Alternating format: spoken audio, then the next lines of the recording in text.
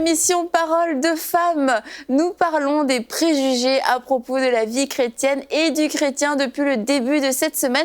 Donc si vous n'avez pas entendu les préjugés dont nous avons parlé en début de semaine, je vous invite à aller regarder les émissions parce qu'on en a tué quelques-uns en rétablissant la vérité. Et aujourd'hui, on s'attaque à un autre préjugé qui est celui de penser qu'un chrétien, c'est quelqu'un de faible, quelqu'un qui n'a pas d'autre choix finalement dans sa vie que de croire en Dieu et qui n'a aussi aucune ambition. C'est un petit peu des gens qui vivent au crochet de Dieu, des autres gens, de la société, de l'Église.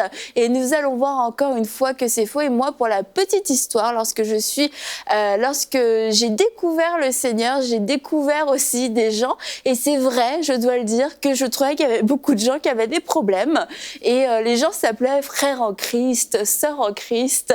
Et dans ma mauvaise oreille, eh bien, j'entendais la sœur en crise et le frère en crise. Et je me disais, c'est parce que les gens ont beaucoup de problèmes. Je trouvais ça un petit peu bizarre de s'appeler comme ça, mais je trouvais ça quand même assez... j'ai trouvé une explication assez facilement qu'on pouvait être un frère en crise et une sœur en crise. Mais je veux dire aujourd'hui que nous ne sommes pas des frères et des sœurs en crise, mais que nous sommes en Christ. Et qu'en Christ, on n'est pas des boulets, on n'est pas des nuls, on n'est pas des nazes, mais qu'au contraire, Dieu veut nous faire réussir. Amen. Amen. Amen. Donc oui, Magali, toi, c'est quelque chose que tu as déjà entendu dire quand on croit en Dieu, c'est qu'on n'a rien de c'est vrai qu'on me l'a dit à moi. En plus, c'est quelqu'un que j'aime beaucoup. Et de me dire que c'est parce que j'ai besoin de croire... ça m'a un peu affectée sur le coup. Je me suis dit, mais comment elle peut penser ça? C'est tellement loin de ce que je vis, moi. En fait, Dieu, c'était même pas une réponse en fait, à quelque chose que je cherchais. Quand je me suis approchée de Dieu, j'étais pas dans une recherche de réponse. Je suis vraiment d'un tempérament où j'ai pas forcément besoin d'avoir les réponses sur tout. Ça m'affecte pas plus que ça. Et du coup, de l'entendre me dire ça, je me suis dit, mais comment est-ce qu'on peut penser ça que... Même pour les questions par rapport à la mort, c'est vrai qu'il y a des gens, ça peut les angoisser.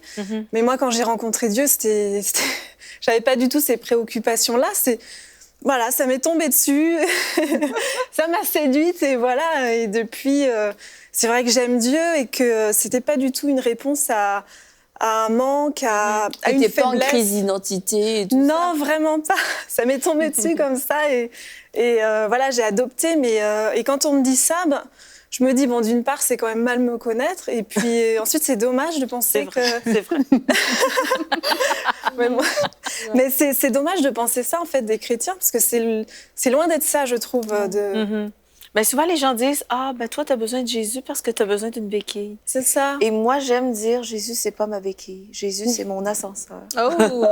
Et non, mais pour vrai, vraiment, dans la vie, on peut aller plus haut. Et c'est pas parce qu'on manque d'ambition qu'on aime Jésus et qu'on a besoin de Jésus.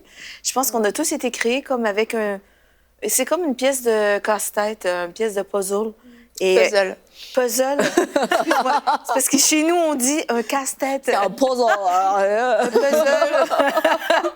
Et il y a comme cette pièce manquante et il n'y a que Jésus qui peut remplir. Et ça n'a pas de classe sociale. Il n'y a pas de... C'est pas pour les riches, les pauvres, les PDG, les grands chefs d'entreprise ou pour les concierges. C'est pour tout le monde. On a tous été créés à l'image de Dieu et quand on n'a pas été réconciliés avec lui, je pense qu'on a juste besoin d'aspirer à sa présence. Et pour moi, Jésus, ça m'amène plus haut. Et c'est pas parce que j'ai pas d'aspiration dans la vie. J'ai une éducation. Je suis éducatrice spécialisée de formation. Je suis allée à l'université. J'ai travaillé dans le domaine de l'éducation. Donc... Vraiment, t'étais pas désespérée, j'étais pas désespérée. Comme Magali, ma quête n'était pas exactement la même. Mais c'est vrai que je pense qu'on a tous besoin, peu importe où on se trouve dans la société, on a besoin d'un sens à notre vie. Et on a été créés pour... la nature parle d'un créateur et c'est comme si, en quelque part, à un moment donné dans notre vie, on doit s'arrêter et penser à l'éternité. Et tout le monde doit penser à l'éternité, peu importe où on est. Et donc, c'est pas un signe de faiblesse, de se repositionner, d'avoir besoin de donner un sens à sa vie. Et le sens à ma vie, c'est Jésus. Et vraiment, c'est ce qui me pousse à aller plus haut. Ça me pousse à aller plus loin. Ça m'amène plus haut. Ça me transporte. Ça me rend une meilleure personne. Et voilà, pour moi, c'est ça. J'ai envie de dire que là, tu dis que le sens de ta vie, mais c'est pas juste comme ta vie. C'est le sens de toute vie sur la terre. De l'existence, oui, c'est exactement, c'est Jésus-Christ. Et toutes les personnes qu'on voit, comme tu dis, riches, pauvres, quel que soit le rang social, etc., nous tous, il y a quelque chose dont notre cœur, dont notre âme a besoin, qui est indépendant de ce qu'on fait, de d'où on vient, etc. Et c'est Jésus-Christ dont on a besoin. C'est la vie que les gens cherchent. Maintenant, les personnes, parfois, qui vont mépriser, pensent avoir trouvé cette chose-là ailleurs. Et c'est pour ça qu'on peut dire que les chrétiens sont faibles, parce qu'eux, ils se reposent sur Jésus. Mais ces personnes pensent avoir trouvé ça ailleurs. Pour certains, c'est dans des fêtes, d'autres, c'est dans de l'argent, d'autres, c'est dans différentes choses. Ces personnes pensent avoir trouvé, mais force est quand même de constater qu'au final, quand on regarde même comme ça les médias, l'actualité, il y a toujours ce manque, il y a toujours ce vide dans la vie des personnes. Les personnes même, où on se dirait, mais qu'est-ce qui peut bien manquer, lui? Il a tout, la vie lui a tout donné. Mais au final, regarde par exemple comment certaines personnes sont finies. Elles ont fini en dépression. Pourquoi? Parce qu'il lui manquait la chose existentielle, il manquait Jésus-Christ dans la vie de ces personnes-là.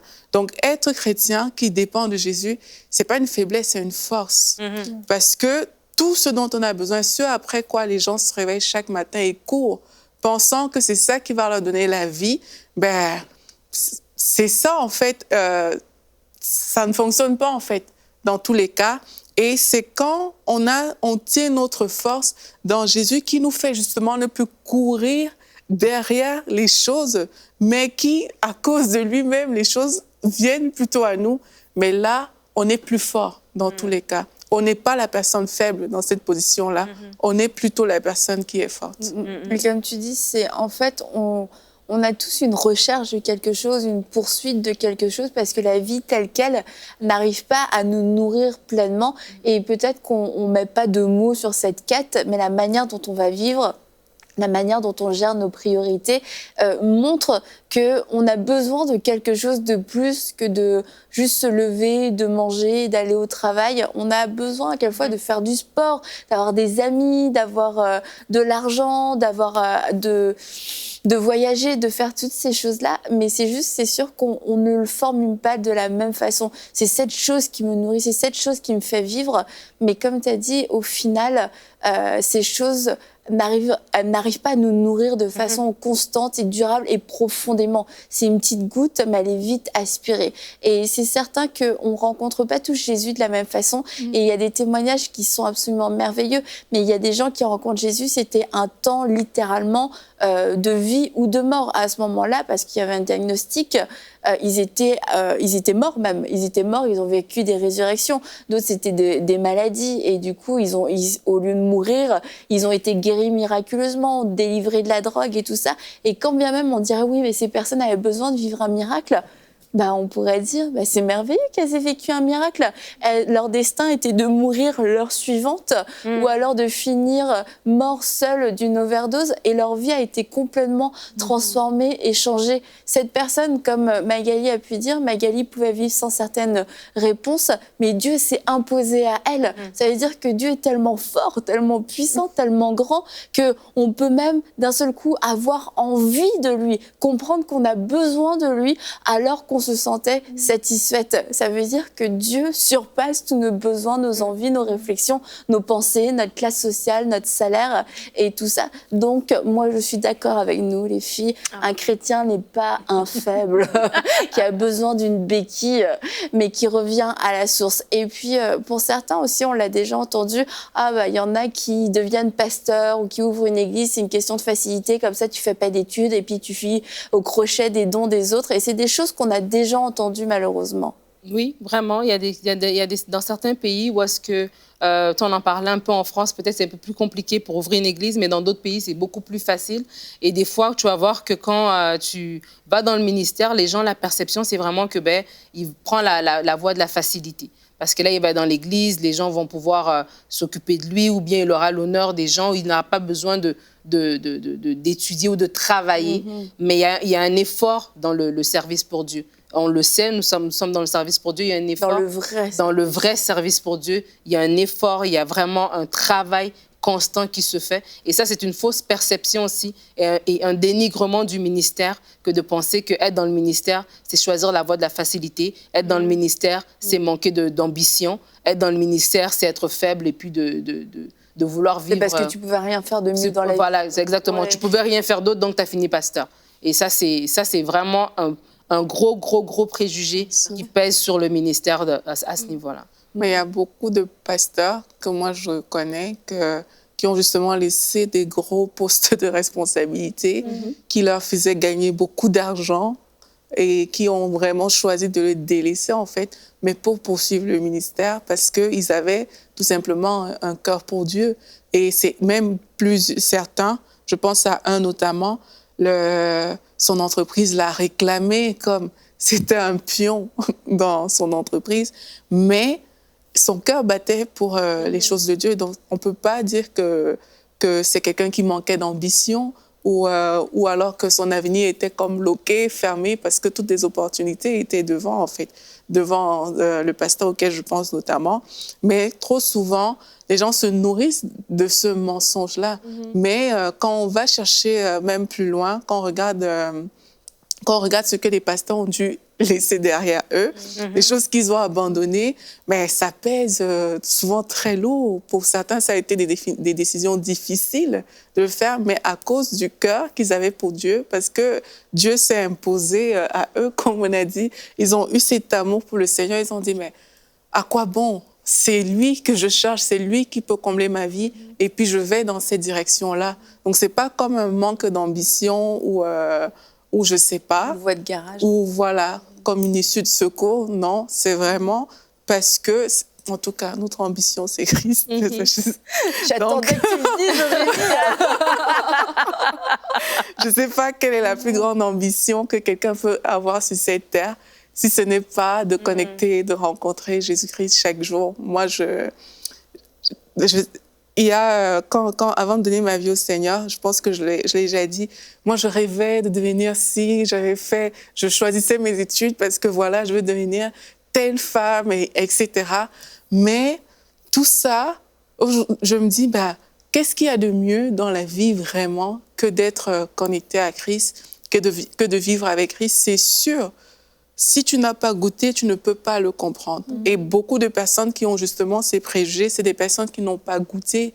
La Bible dit, venez, voyez, goûtez comment Dieu est bon. Si tu ne l'as pas goûté, mais tout ce qu'on va te dire, tu vas dire, oui, c'est parce que.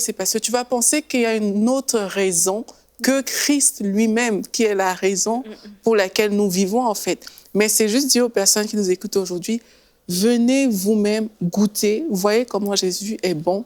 Et une fois qu'on a connu qui est Christ, on ne peut pas avoir une autre ambition que lui. Et ça, souvent, dans notre monde aujourd'hui, c'est mal perçu de donner sa vie au Seigneur, justement. C'est la raison de notre sujet aujourd'hui, parce que c'est faible et que les gens aujourd'hui ont vraiment, justement, beaucoup d'ambition. Et avec toute la technologie dans laquelle on vit, les gens, ils vivent des sensations fortes dans leur vie sans Dieu. Et il y a des gens qui vont escalader des montagnes, et ça leur procure une sensation extraordinaire. Ils font la couverture les manchettes des journaux, des nouvelles.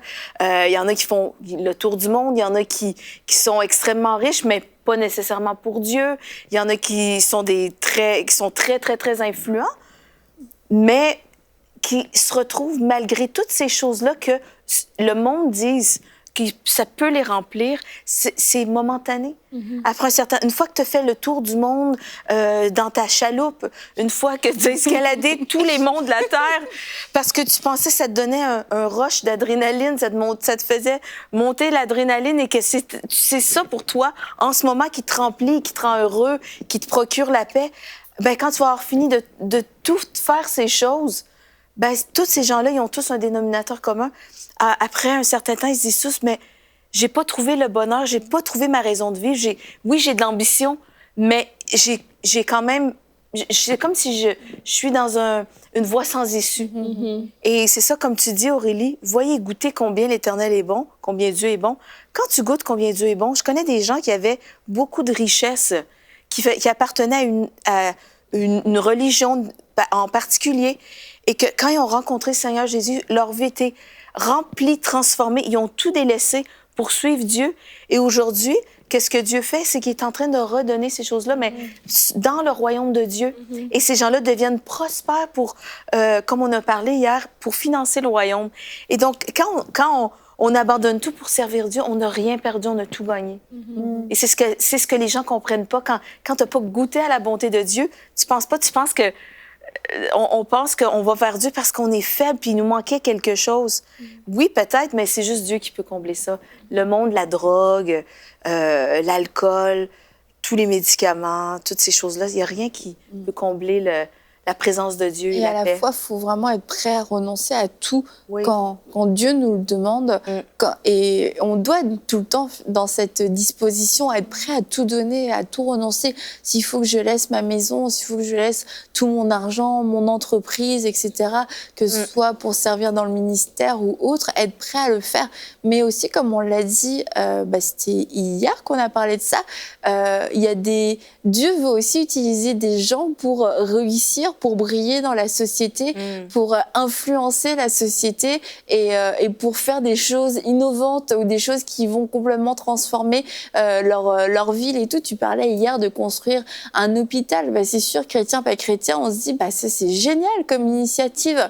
Construire un refuge pour telle et telle cause, ouvrir une association pour telle ou telle cause, tout le monde trouve ça vraiment super, super génial. Et il y a des chrétiens qui ont une ambition en Jésus-Christ et qui font des choses pour changer le monde. Et c'est donc encore faux de penser qu'un chrétien, c'est forcément aussi quelqu'un d'insignifiant. Quelqu'un dont personne on le verra pas parce qu'il fait pas de bruit, il dérange pas, il reste complètement anonyme. Il y a des chrétiens qui sont appelés à sortir et qui sont sortis de l'anonymat pour faire la différence dans la société et pas forcément d'ailleurs de façon ultra internationale et publique, mais et puis qui ont fait des études aussi. Toi, tu as dit que tu avais fait des études. Au début, tu étais motivée par autre chose pour faire tes études, mais tu as fait des études. Je veux dire, toi aussi, tu as fait des études, Magali, avant de venir ici, que Dieu vous demande de venir ici. Toi et Gwen, vous aviez des bonnes situations. Tu as renoncé à un poste de cadre. Tu n'étais pas mendiante dans une ruelle à Paris. Et du coup, tu t'es dit, c'est la meilleure chose qu'on ait à faire, finalement. Non, tu as vraiment dû renoncer à ce poste. Et vous deux aussi, vous avez fait ce genre de renoncement. Mais Nadine, toi, tu as beaucoup de choses à dire sur l'ambition. Oui, j'ai beaucoup de choses à dire sur l'ambition. Et ça, c'est vraiment un gros préjugé que les chrétiens n'ont pas d'ambition. Les chrétiens ont des ambitions et c'est des ambitions qui sont motivées par Dieu, en fait. Et c'est des bonnes ambitions, c'est des ambitions pures parce que c'est des ambitions qui vont perdurer dans le temps. Tu parlais des chrétiens qui brillent. Il y a cette année, justement, ou en 2019, oui, c'était cette année, ou c'était l'année passée, je ne me rappelle plus, il y a eu le prix Nobel qui a été décerné au docteur Denis Mukwege, qui a un grand hôpital qui répare, c'est l'homme qui répare les femmes, il y a même un film sur sa vie. Mais cet homme, c'est un homme de Dieu. Mais il a fait des choses concrètes que même les hommes, l'humain, la société a reconnu. Mais quand il était allé à l'école de médecine, ça lui a coûté en temps, en argent, en investissement. Il avait une ambition de faire quelque chose. Il n'est pas resté chez lui et puis il a téléchargé toute l'information. Il a dû travailler, tu comprends? Et cet aspect-là aussi, en tant que chrétien, oui, on a donné notre vie au Seigneur. Et tu parlais en début d'émission que des fois, dans l'Église, on va voir que les chrétiens, ils sont en crise et tout ça. Parce qu'on a des faiblesses qu'on ose montrer à Dieu. Parce que les gens, il y a d'autres personnes qui cachent leurs faiblesses. Ils ont l'impression d'être forts, mais ils sont faibles aussi. On a amené nos faiblesses à Dieu. On est allé à l'église. Dieu nous a transformés. Et puis après, qu'est-ce qui se passe ensuite? Dieu a mis en nous chacun des talents et ces talents doivent être fructifiés. Dieu dit à Moïse qu'il a mis en Bétsaël plein de talents pour travailler les reins, l'argent, toutes sortes de choses, plein de créativité. Et je crois vraiment que dans la francophonie ou dans le monde, en tant que chrétien, on est appelé à être le sel de la terre, la lumière du monde.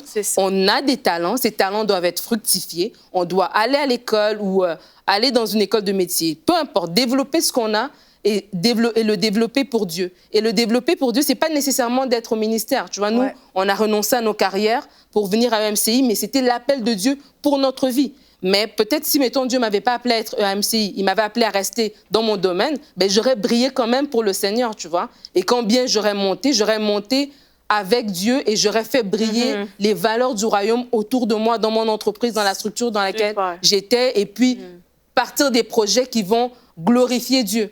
Et aujourd'hui, on le voit à l'école, on le voit qu'est-ce que nos enfants apprennent à l'école. Mais si on avait des chrétiens sur des bureaux de commission scolaire, comme ministre de l'Éducation, si on avait des chrétiens dans ces postes clés, ben, ils seront capables d'influencer, tu vois. Mais aujourd'hui, les chrétiens, ben, on est là en train de écrire des commentaires sur Facebook, mais ça change rien, tu vois. Alors, allons un peu plus loin. Dites, Seigneur, tu as mis en moi des dons et des talents. Donne-moi cette ambition pour toi. Pas une ambition pour remplir mes poches, mais pour briller pour Dieu. Dieu nous appelle à influencer. En fait, on devrait influencer.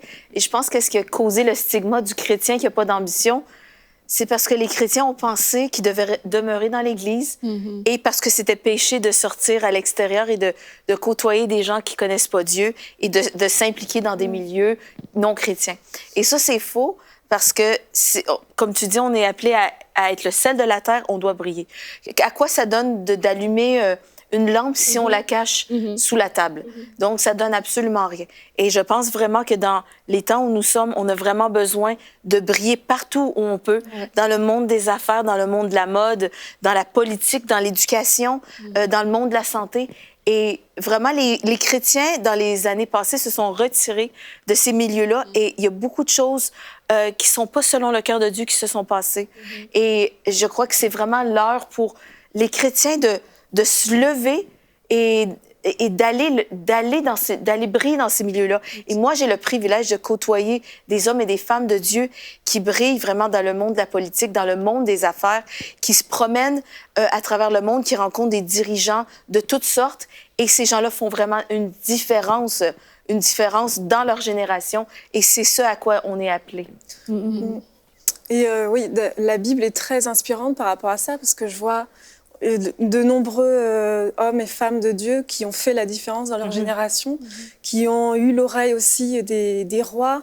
On voit Joseph, on voit David aussi, Daniel, qui a eu une sagesse qu'aucun autre jeune avait à ce moment-là. Donc on voit vraiment que c'est ça. Ouais, non, mais ça fait la différence, Daniel. La Bible nous dit que... Aurélie, tu vas en parler, Daniel. J'ai l'impression que je vais reprendre tes mots parce que Aurélie nous a fait un super message. Elle nous a parlé de Daniel et c'était excellent. C'était fantastique.